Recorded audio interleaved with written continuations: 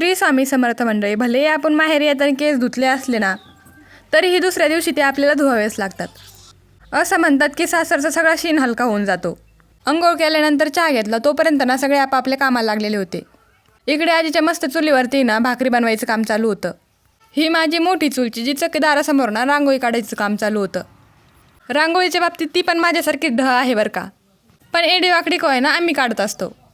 ही माझी लहानी चुलची जी किराणातून आणलेली आंबाड्याची भाजीनं नेसायचं काम चालू होतं. इकडे आल्यानंतर आमच्या कृषीबाईची मात्र ना खूप म्हणजे खूप मज्जा असते.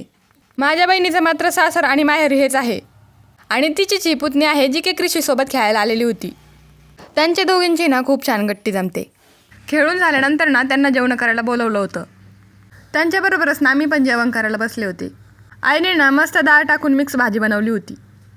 पण शंभूराजे मात्र ना अजून बिना आंघोळीचे छिंडत होते, कारण काल आल्यानंतर ना तो इथे कुणालाच भेटला नव्हता. सकाळी उठल्यापासून मात्र सगळ्यांना भेटायचं काम चालू होतं त्याचं.